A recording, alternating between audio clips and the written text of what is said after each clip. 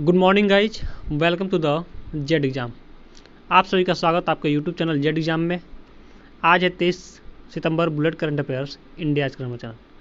23 सितंबर से लेकर जितने भी करंट अफेयर क्वेश्चन होंगे सारे इस वीडियो में हम मेंशन करेंगे। हर क्वेश्चन का फैक्ट बताऊंगा, हर फैक्ट को आप नोट करते चलिएगा, जो कि परीक्षा तिथि से मोस्ट इंपॉर्टेंट है। रोज़ सुबह में उठकर आप एक गोल सेट करिए और उस गोल को अचीव करने में पूरा ताकत अपने झोंक दीजिए, पूरा 100% दीजिए।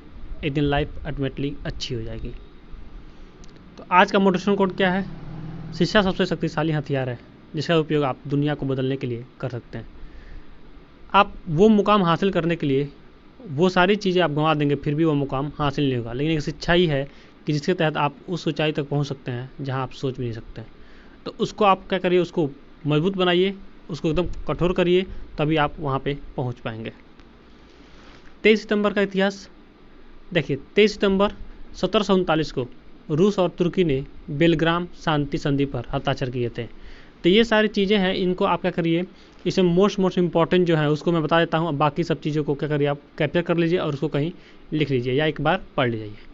देखिए, एक और है आपका बाल विवाह निषेध विधेयक को मंजूरी दी गई थी। यह शारदा कानून के नाम से जाना जाता है। तो शारदा कानून आपसे पूछा जा सकता है कि शारदा कानून क्या होता है। तो बाल विवाह ये वाला क्वेश्चन है।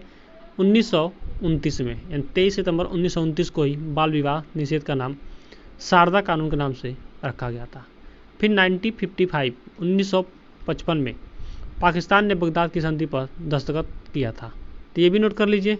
फिर देखिए, 23 सितंबर 1976 सोयूज 22 पृथ्वी पर वापस लौटा था। ठीक है, फिर नीचे चले आइए।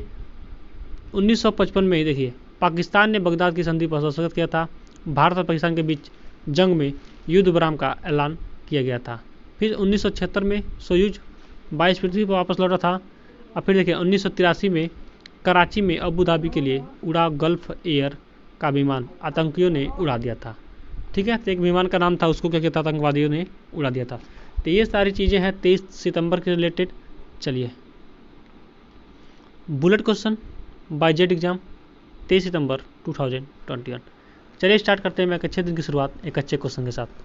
लास्ट में आपसे एक क्वेश्चन पूछूंगा, उसका आंसर आप कमेंट बॉक्स में दीजिएगा। तो आज का पहला क्वेश्चन, विश्व सफाई दिवस कब मनाया जाता है? तो इसका सही आंसर होगा ऑप्शन नंबर ए, 23 सितंबर को। 23 सितंबर को हर साल विश्व सफाई दिवस मनाया जाता है। अब इसमें क्या होता है, सफाई से रिलेटेड जितने भी कार्य होते हैं उसके बारे में अवेयरनेस फैलाने के लिए ये दिवस हर साल 23 सितंबर को मनाया जाता है। नेक्स्ट में बढ़ते हैं। कौन से वे एमी पुरस्कार 2021 की घोषणा की गई है? इसका सही आंसर होगा ऑप्शन नंबर ए, 73वें एमी पुरस्कार। 73वां प्राइम टाइम एमी अवार्ड समारोह 19 सितंबर 2021 को लॉस एंजल्स कैलिफोर्निया में आयोजित किया गया था। अब देख लेते हैं एमी पुरस्कार में किसको कौन सा पदक मिला है और कैसे मिला है, किस क्षेत्र में मिला है, ये सारी चीज़ें हम देख लेते हैं। तो देखिए, ये रहा आपका 2021 का एमी अवार्ड के विजेताओं की सूची। तो इसमें चीज़ें आप देख लेते हैं, हम क्या क्या दिया है। उत्कृष्ट ड्रामा सीरीज किसको दिया गया है? द क्राउन को दिया गया है। ठीक है, उत्कृष्ट ड्रामा सीरीज द क्राउन को दिया गया है।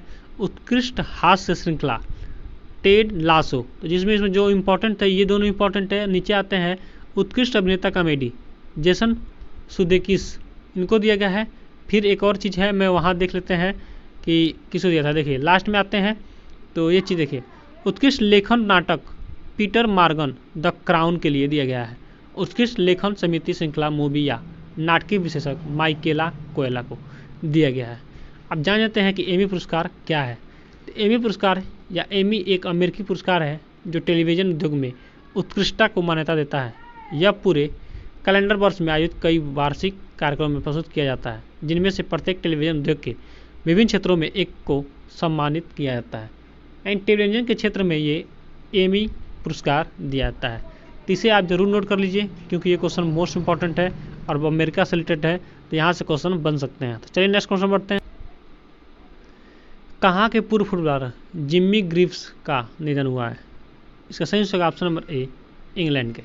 इंग्लैंड के सबसे शानदार स्ट्राइकरों में से एक और टाइटनहम हॉटस्पर के रिकॉर्ड गोल करने वाले जिम्मी ग्रिव्स का हाल ही में निधन हो गया। यही है जिम्मी ग्रिव्स। बात आई इंग्लैंड की, तो फिगर में देखते हैं इंग्लैंड कहाँ पे है। देखिए ये है आपका वर्ल्ड का नक्शा, ये आपका क्या है इंडिया है, और ये आपका क्या है यूनाइटेड किंगडम यानी इंग्लैंड। इंग्लैंड की कैपिटल कहाँ हो जाएगी? लंदन। कहाँ हो जाएगा? लंदन। ये आपका क्या है? ब्राज़ील है, ये संयुक्त राज्य अमेरिका है, और ये क्या है? ऑस्ट्रेलिया है। तो ये सारी चीज़ें भी आप नोट कर लीजिए। नेक्स्ट बढ़ते हैं। अफगानिस्तान में तालिबान सरकार ने किसे अपना नया राजदूत नियुक्त किया है?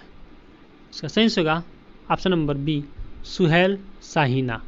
सुहेल शाहीना को अफगानिस्तान में तालिबान ने क्या किया है? अपना नया राजदूत नियुक्त किया है। अभी तालिबान ने क्या किया था? अफगानिस्तान पे अपना पूरा कब्जा कर लिया था, उस पर आतंकी हमला करके क्या किया था? पूरे अफगानिस्तान को कब्जा कर लिया था, और वहाँ से बहुत लोगों को क्या किया गया है? बंधक से छुड़ाया गया है। तो ये काम इस समय अभी चल रहा है। ठीक है, तालिबान ने अभी तक भी घेरा बनाए हुए है अफगानिस्तान को। तो बात आई अफगानिस्तान और तालिबान के, फिगर देते हैं अफगानिस्तान और तालिबान कहाँ पे। तो देखिए ये रहा आपका अफगानिस्तान, और यहीं पे क्या है? तालिबान भी है। ठीक है, अब इसी को तालिबान कहा जा रहा है। तो ये सारी चीज़ें आप नोट कर लीजिए। आगे मैं बताऊंगा, आगे मैं आपको दिखाऊंगा एक चीज़ ऐसा कि जो उसमें आपको दिखेगा कि अफगानिस्तान के साथ कौन कौन से, यानी तालिबान के साथ कौन कौन से देश, तालिबान के साथ कौन कौन से देश क्या थे? खड़े थे इस युद्ध में। ठीक है, जब अफगानिस्तान पे तालिबान ने क्या किया था? कब्जा किया था। चलिए नेक्स्ट में बढ़ते हैं। संघाई सहयोग संगठन SCO ने किस देश को संगठन में 9वें सदस्य के रूप में शामिल किया है? इसका सही होगा ऑप्शन नंबर ए, ईरान को। ईरान को संघाई सहयोग संगठन SCO ने संगठन में 9वें सदस्य के रूप में शामिल किया है।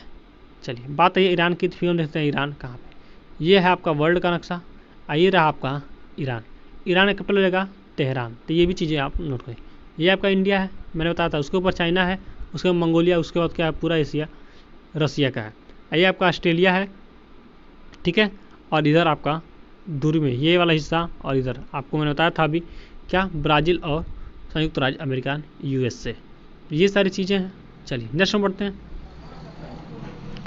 किसकी पुस्तक का शीर्षक the three Khans and the images of new India launch हुई है?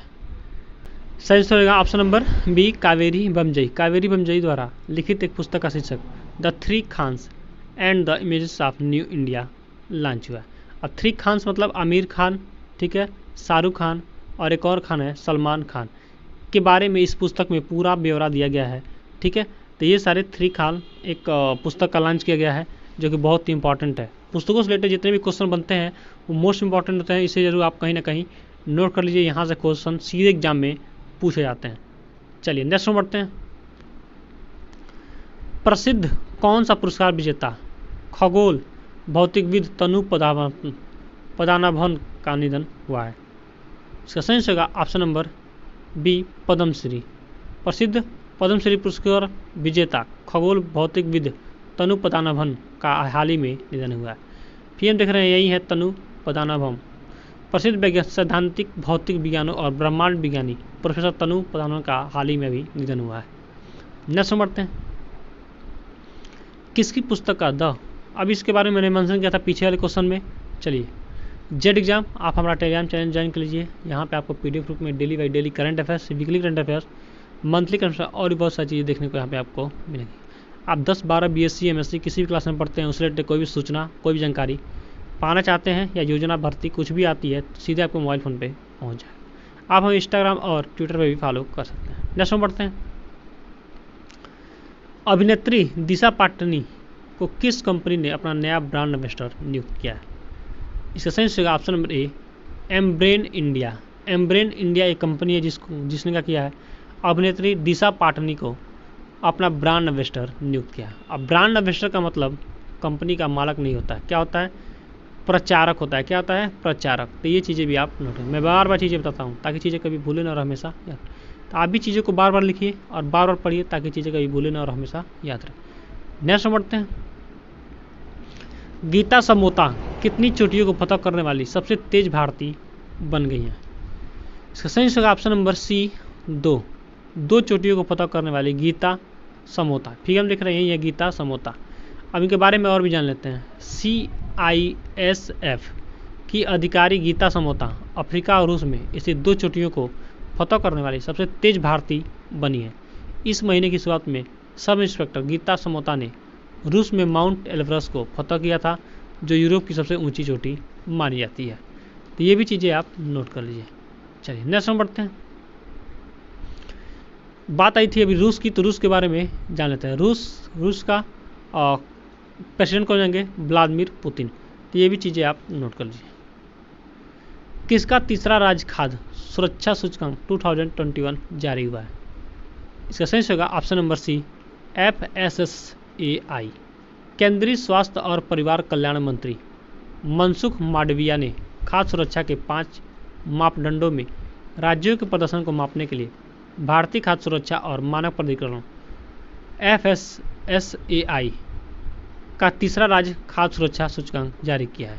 अब बात आई है FSSAI का, तो food safety and standard authority of India इसका फुल नेम हो जाएगा। तो इसे भी आप नोट कर लीजिए। नेक्स्ट बढ़ते हैं।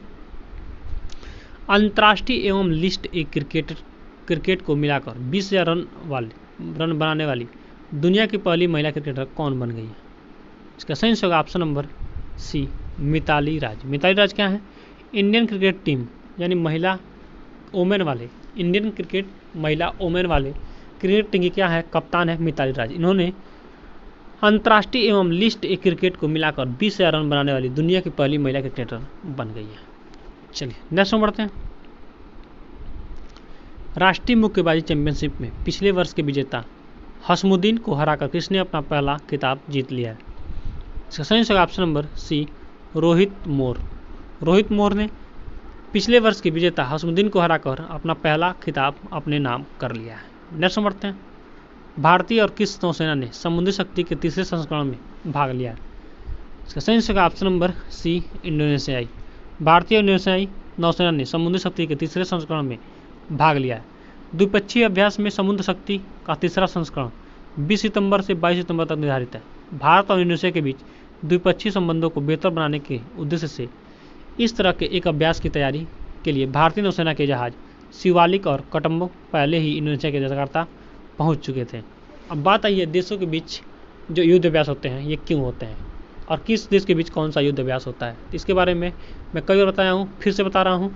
देखिए, मान लीजिए आपका एक देश है, ठीक है, तो आप किस देश में रहते हैं, उस पर कोई क्या किया, बाहरी देश आक्रमण कर दिया और आपने कोई अभ्यास ही नहीं किया, तो क्या होगा, आप ऐसे ही हार जाएंगे। तो इसलिए होता है कि दो देशों के बीच युद्ध अभ्यास होता है कि क्या हो सकता है, ठीक है। जब युद्ध अभ्यास सिखा रहेगा इंसान तो क्या होगा, वो दूसरे देश से हार नहीं पाएगा, वो जानेगा चलाना या कुछ भी करना। तो ये सारी चीज़ें इसलिए होती है। अब चलिए देशों के बीच जो युद्ध अभ्यास होते हैं उसको जान लेते हैं। भारत और नेपाल के बीच मोस्ट इंपॉर्टेंट है, यहाँ से क्वेश्चन बार बार पूछे जाते हैं। भारत और अभी पेट के एग्जाम में भी एग्जाम पूछे जाते हैं। भारत और नेपाल के बीच कौन सा युद्ध अभ्यास होता है, तो नोट कर लीजिए, सूर्य किरण। सूर्य किरण भारत और चाइना के बीच हैंड इन हैंड। तो एक आपसे क्वेश्चन है, भारत और अमेरिका के बीच कौन सा युद्ध अभ्यास होता है, ये मैं चीज़ें बताया हूँ। तो आप इसको वीडियो को पॉज करिए और कमेंट बॉक्स में इसके बारे में ज़रूर मेंशन करिए।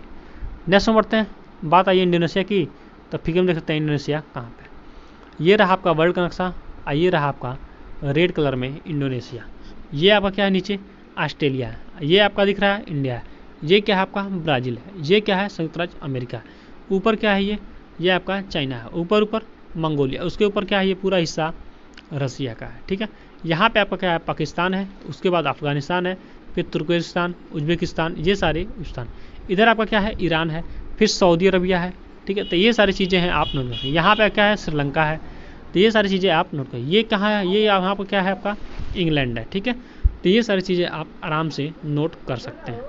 चलिए नेक्स्ट में बढ़ते हैं। किस इंडिया ने राजीव अग्रवाल को सार्वजनिक नीति निदेशक नियुक्त किया है? इसका सही होगा ऑप्शन नंबर ए, फेसबुक ने। फेसबुक इंडिया ने राजीव अग्रवाल को सार्वजनिक नीति निदेशक के लिए नियुक्त किया है। फेसबुक की स्थापना कब हुई थी? फरवरी 2004 में। फेसबुक के CEO कौन है, मार्क जुकरबर्ग। फेसबुक का मुख्यालय कौन है, कैलिफोर्निया संयुक्त राज्य अमेरिका। तो ये सारी चीज़ें हैं, इन्हें आप नोट कर लीजिए। फिर हम देख रहे हैं यही है राजीव अग्रवाल। चलिए नेक्स्ट में बढ़ते हैं। तालिबान शासित देश अफगानिस्तान ने किस क्रिकेट लीग के प्रसारण पर रोक लगा दी है?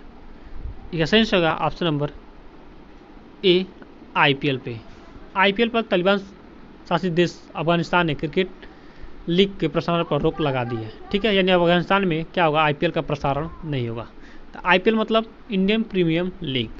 चलिए, तो एक क्वेश्चन IPL से और बन जाता है, कभी इंडिया में, ठीक है। भारत में अभी हाल ही में कब स्टार्ट हुआ है IPL, तो 19 सितंबर को। इसे आप जरूर नोट कर लिए, 19 सितंबर को। पहले चल रहा था, फिर क्या हुआ था, लॉकडाउन को वैसे बंद हो चुका था, कोरोना के पेशेंट बहुत ज़्यादा पाए गए थे, इसलिए बंद कर दिया। फिर 19 सितंबर से क्या किया गया है, फिर से स्टार्ट कर दिया।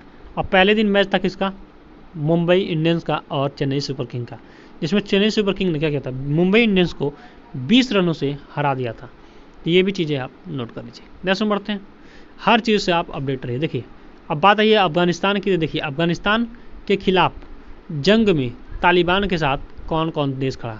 तो इधर देखिए रसिया पूरा खड़ा था, फिर चाइना खड़ा था, फिर कौन खड़ा था, आपका पाकिस्तान खड़ा था। तो ये जो दो बड़े बड़े देश हैं, चाइना और रसिया, ये दो देश क्या हुए थे, इसके साथ खड़े थे। उसके साथ पाकिस्तान भी। तो जब चाइना खड़ा होगा तो पाकिस्तान भी खड़ा होगा, जाहिर सी बात है, क्योंकि क्या करता है, चाइना पाकिस्तान को पालता है, ये आप सबको पता हो। तो ये सारी चीज़ें हैं। चलिए नेक्स्ट में बढ़ते हैं। रक्षा मंत्रालय के अनुसार अगले चीफ ऑफ एयर स्टाफ के रूप में किसे नियुक्त किया गया है। इसका सही होगा option number B, BR Chaudhary को, एयर मार्शल BR चौधरी। चलिए नेक्स्ट में बढ़ते हैं। कहाँ की सरकार इलेक्ट्रॉनिक पार्क स्थापित करेगी। मोस्ट इंपॉर्टेंट क्वेश्चन है, उत्तर प्रदेश से रिलेटेड एक क्वेश्चन है, तो इसे जरूर आप नोट कर लीजिए कहीं अलग। तो सही होगा option number B, UP government. UP government electronic park स्थापित करेगी। योगी आदित्यनाथ के नेतृत्व वाली उत्तर प्रदेश सरकार ने इलेक्ट्रॉनिक उद्योग को बढ़ावा देने के लिए नोएडा के पास यमुना एक्सप्रेसवे औद्योगिक विकास प्राधिकरण YEIDA क्षेत्र के साथ एक इलेक्ट्रॉनिक पार्क विकसित करने के प्रस्ताव को मंजूरी दे दी है। यूपी की राजधानी हो जाएगी लखनऊ, यूपी के राज्यपाल हो जाएंगे आनंदीबेन पटेल, यूपी के मुख्यमंत्री हो जाएंगे योगी आदित्यनाथ। ठीक है, देख रहे हैं यही है योगी आदित्यनाथ। तो इसे जरूर आप नोट करिए। ये रहा आपका उत्तर प्रदेश, और उत्तर प्रदेश का कैपिटल क्या हो जाएगा, लखनऊ। ये मैंने आपको बताया था। यहाँ से क्वेश्चन पूछता है कि उत्तर प्रदेश कितने देशों से इसकी सीमा लगती है।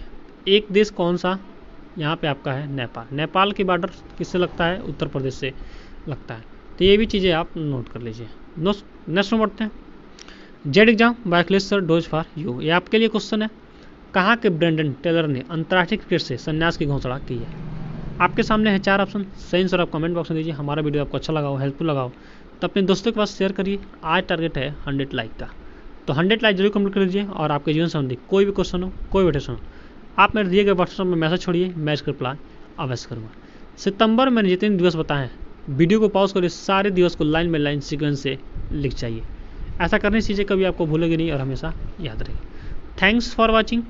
आपका दिन शुभ हो।